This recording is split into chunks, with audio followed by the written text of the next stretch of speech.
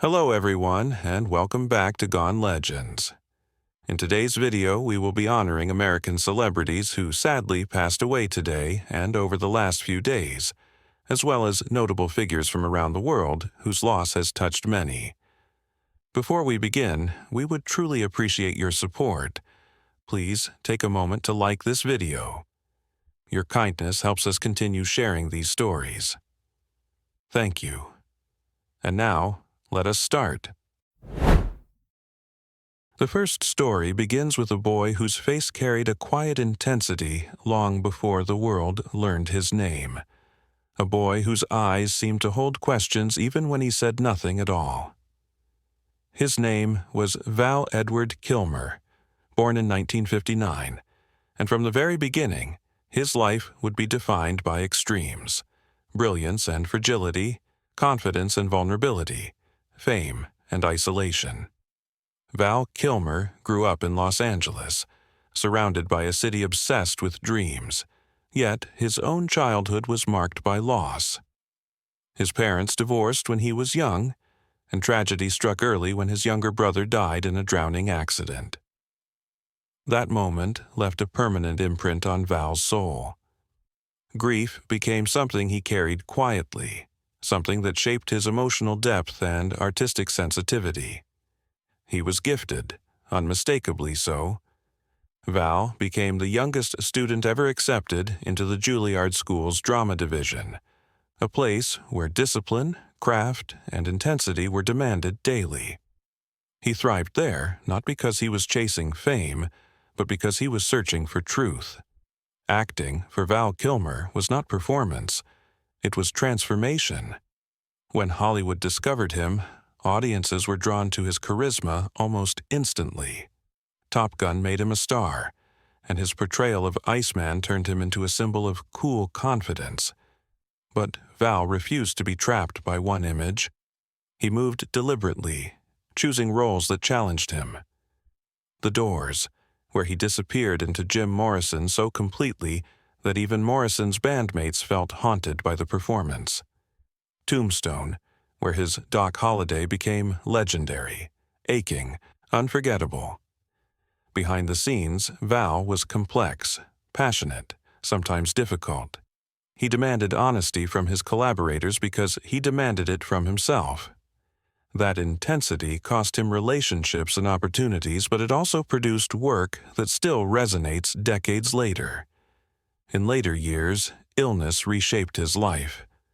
Throat cancer stole his voice, the very instrument through which he had once expressed so much.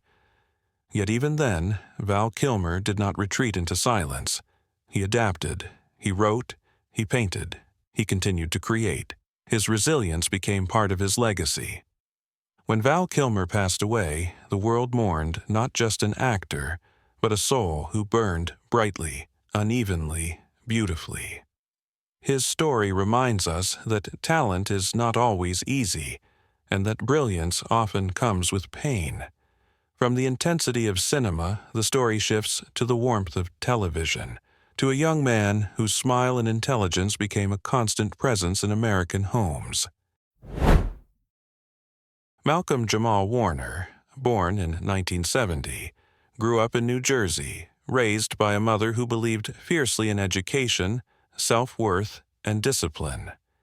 Malcolm was named after Malcolm X and jazz legend Ahmad Jamal, a reminder that purpose and culture were woven into his identity from birth.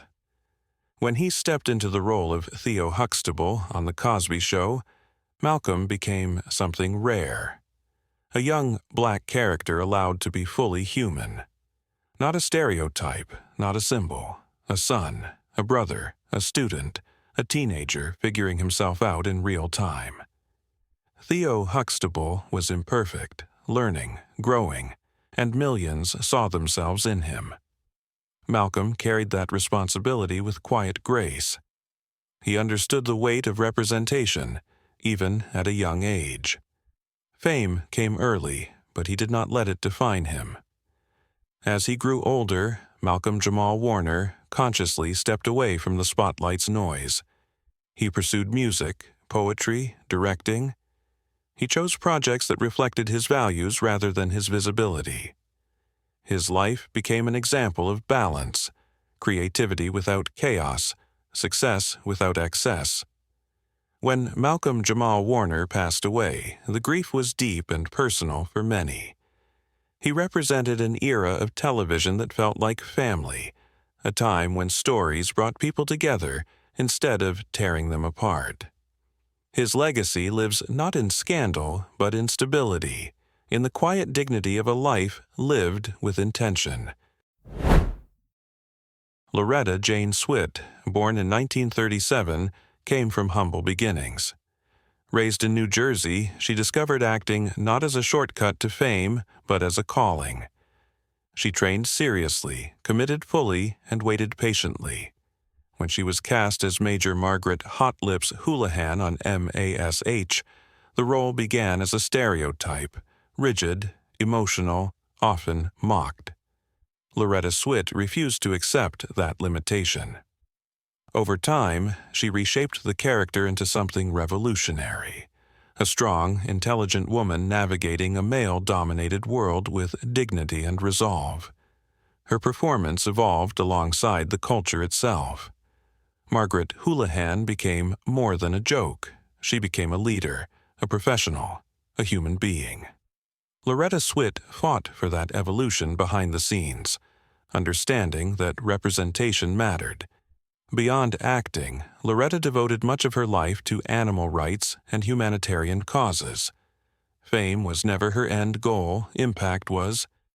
When Loretta Swit passed away, television lost one of its quiet revolutionaries, a woman who proved that strength and compassion could coexist on screen.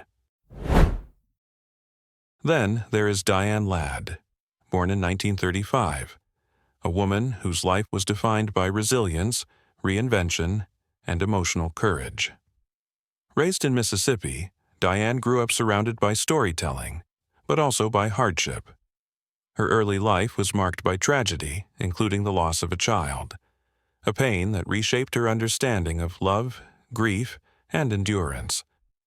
Diane's career was not linear. It rose, fell, and rose again. She moved between film, television, and theater, never allowing herself to be boxed in. Her performances carried raw honesty, often reflecting the scars she carried privately. She was also a mother to Laura Dern, and their relationship became one of Hollywood's most powerful legacies. Diane did not shield her daughter from struggle. She prepared her for it. Their shared artistry became a testament to generational strength. When Diane Ladd passed away, she left behind a legacy not just of performances but of survival, of a woman who refused to be erased by loss. Sherilyn Sarkisian, born in 1946, did not enter the world with a safety net beneath her feet. She entered it amid uncertainty, instability, and unanswered questions. Her childhood was not a straight line but a series of sharp turns, temporary homes, shifting identities, and emotional upheaval. Poverty was not an abstract concept for Cher. It was a daily reality. Her mother worked relentlessly, marriages came and went, and stability was something Cher learned to live without rather than expect. From an early age, Cher understood that nothing would be handed to her. She learned self-reliance before most children learn trust. Moving constantly, never fully rooted, she developed an internal compass that pointed inward rather than outward. Approval was fleeting. Security was conditional. So Cher learned to depend on the one thing that could not be taken from her, her voice. Not just the sound of it, but the will behind it. Her voice was different, deep, resonant, unapologetic. It did not conform to the sweet, delicate expectations placed on young women at the time. And Cher sensed that difference immediately. Where others might have tried to soften it, she leaned into it. Where the world tried to tell her who she should be, she quietly decided she would become something else entirely. As a teenager, Cher dropped out of school and followed instinct rather than instruction.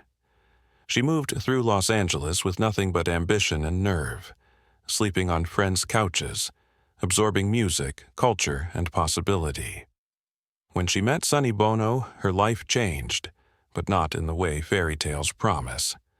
Their partnership was creative, complicated, unequal, and formative. Together they found success, but Cher was often positioned as an accessory rather than an equal. She watched closely. She learned how the industry worked. She learned who controlled power and who did not. When Sonny and Cher became household names, the world saw glamour and harmony. What it did not see was Cher's growing awareness that she was being underestimated. Beneath the sequins and television smiles, she was studying contracts, reading scripts, listening to producers, and waiting for her moment to step forward alone. That moment came not without pain. Leaving Sonny meant risking everything: financial security, public favor, and identity itself. But Cher had already lived without stability. She knew how to survive freefall, and so she stepped into the unknown, determined to prove that she was not just a partner, not just a novelty, not just a face beside a man. Her solo music career did more than succeed. It shattered expectations. Cher's voice carried authority. Her songs spoke of heartbreak, independence, longing, and strength. She did not sing like someone asking permission. She sang like someone claiming space. Across decades, she adapted to new sounds, new eras, new audiences, disco, pop, rock, dance, without losing her essence. Reinvention was not a marketing tactic for Cher. It was survival instinct. Then came acting, a realm that once again underestimated her. Hollywood did not expect seriousness from a woman known for music and spectacle. Cher answered with performances grounded in vulnerability and truth. Silkwood revealed her emotional depth. Mask showcased her restraint, and Moonstruck cemented her place in cinematic history. In Moonstruck, Cher delivered something rare, a performance both comedic and deeply human. Her character was sharp, wounded, passionate, alive. She won an Academy Award not because she transformed herself to fit Hollywood's image, but because she refused to. She stood on stage that night wearing confidence rather than gratitude, reminding the world that she had earned her place. Cher's fashion became a language of its own. Long before conversations about gender fluidity, self-expression, and body autonomy entered the mainstream, Cher was already living them. She wore what she wanted, how she wanted, without apology. Her style was not about shock, it was about freedom. She understood that visibility itself could be revolutionary. As decades passed, Cher did what few artists have ever managed. She remained relevant without becoming smaller. She did not fade into nostalgia. She adapted. She experimented. She spoke her mind. She used her platform not just for performance, but for advocacy, speaking openly about politics, human rights, LGBTQ+ issues, and personal loss. Her life was not untouched by pain. She endured heartbreak, illness, public scrutiny, and moments of isolation. Fame did not protect her from grief. It magnified it. Yet, even in vulnerability, Cher refused to disappear. She allowed herself to age publicly, defiantly, truthfully. In an industry obsessed with youth, Cher chose presence over invisibility.